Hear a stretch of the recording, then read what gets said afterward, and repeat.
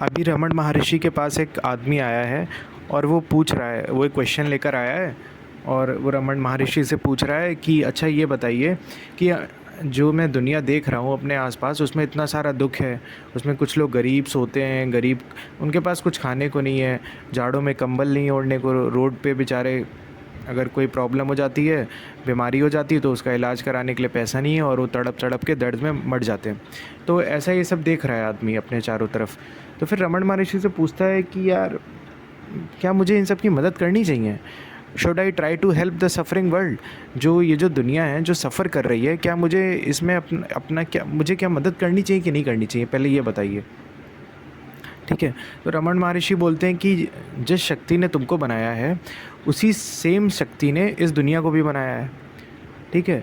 और अगर इस शक्ति ने पूरी दुनिया बनाई है तो ये उसका काम है दुनिया को देखना, तुम्हारा काम नहीं है, ये उसका बिजनेस है।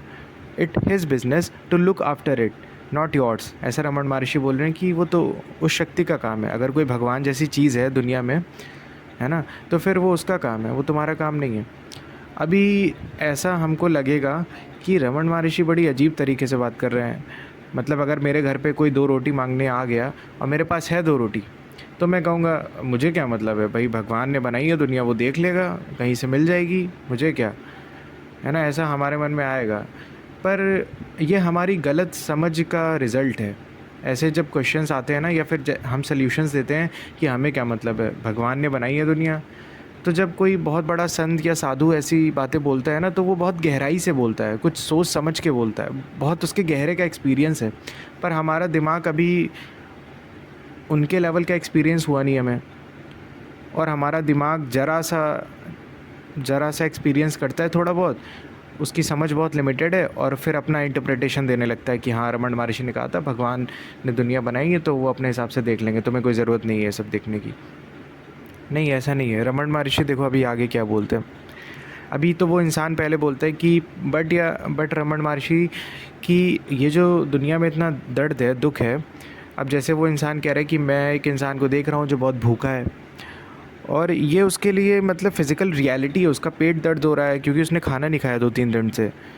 तो उसके लिए बहुत रियल चीज़ है, और मेरे लिए भी बहुत रियल चीज़ है। पर वो इंसान कह रहा है कि आप तो बताते हैं ये माया है, दुनिया भ्रम है, इल्यूशन है, पर मेरे लिए तो नहीं है ना। अभी तो मैं देख रहा हूँ कि वो तड़प रहा है बिना खाने के, तो ये तो बहुत रियलिटी है।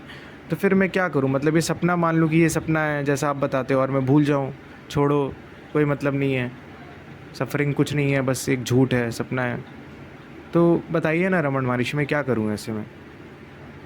अभी रमन महर्षि देखो क्या बोलते हैं। From the point of view of गनाना और reality, the suffering you speak is certainly a dream. Raman Maharshi बोलते हैं कि अगर तुम बुद्ध हो सकते हो, मतलब अगर तुम्हें आत्मा का, अगर तुम्हें अपनी आत्मा का रियलाइजेशन हो गया, फिर जो तुम्हारा पॉइंट ऑफ व्यू है उससे देखो। मतलब अगर कोई बुद्ध दुनिया को देख रहा है, उसकी नज़रों में ये जो दुनिया है ये सिर्फ़ और सिर्फ एक सपना है, सिर्फ़ और सिर्फ एक ड्रीम है। और उसमें सफरिंग, एक सपने में सफरिंग क्या होती है? कुछ नहीं। जैसे रमन महर्षि बोलते हैं, जब तुम सपना देखते हो और उसमें तुम्हें भूख लग रही है सपने में, तो वो जब तुम्हें भूख लग रही है तो तुम खाना खाते हो सपने में। पर जैसे ही सपना टूटता है वैसे रियलिटी आ जाती है, और फिर तुम खाना खाने नहीं जाते। तुमको पता है वो सपना जब तक था तब तक वो रियलिटी थी, लेकिन जैसे ही सपना टूटा, सब तुम कहते हो अरे वो तो सपना था, रियलिटी नहीं थी। तो वैसे ही रमन महर्षि बता रहे हैं कि जब तक तुमको रियलाइजेशन नहीं हुआ है, जब तक तुम्हें अपनी आत्मा का रियलाइजेशन नहीं हुआ है, तब तक तो ये तुम्हें दुनिया जो है ना, ये बहुत रियल लगेगी कि हाँ इसमें दुख है, सफरिंग है। लेकिन जैसे ही तुमको पता चलेगा कि ये दुनिया सिर्फ एक रियलिटी है, उसके कंपैरिजन में ये झूठ है, ये माया है, और वो तभी पता चलेगा जब तुम खुद अपनी आत्मा को पहचानोगे, जानोगे, रियलाइजेशन होगा, तुमको मोक्ष होगा, मोक्ष की प्राप्ति होगी। तो रमन महर्षि बोल रहे हैं कि एक बुद्ध के लिए, एक जिसको ज्ञान हो चुका है, उसके लिए दुनिया सिर्फ नकली है, सपना है, क्योंकि वो एक अलग ही रियलिटी में बैठा है। और वो आसपास अपने जो सफरिंग देखता है, उसको सफरिंग नहीं दिखती है, वो सिर्फ एक बहुत बड़े गेम का पार्ट है, एक बहुत बड़ा लाइफ का गेम है, और उसका एक छोटा सा पार्ट है सफरिंग।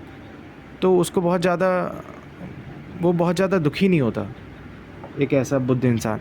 तो रमन महर्षि बोल रहे हैं कि अगर तुमको फिर भी मदद करने का वो है तो तुम मदद करो, बिल्कुल करो, लेकिन अपने अंदर ऐसी फीलिंग मत लाओ कि मैंने किया, मैंने भंडारा कराया, मैंने खाना खिलाया, ऐसा मत करो। रमन महर्षि बोलते हैं बल्कि ऐसा सोचो कि मेरे ज़रिए काम हो गया।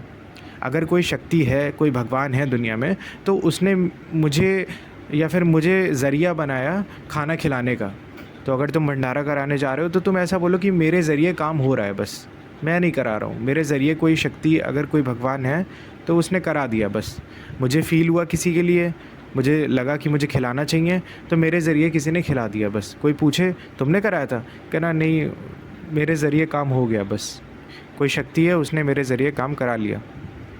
तो रमन महर्षि बोल रहे हैं कि तुम ऐसा करो, I am the lord's instrument, कि मैं भगवान का सेवक हूँ, सिर्फ दास हूँ और मेरे ज़रिए काम हो रहा है, बस और कुछ नहीं, इसमें मेरा बहुत कोई रोल नहीं है।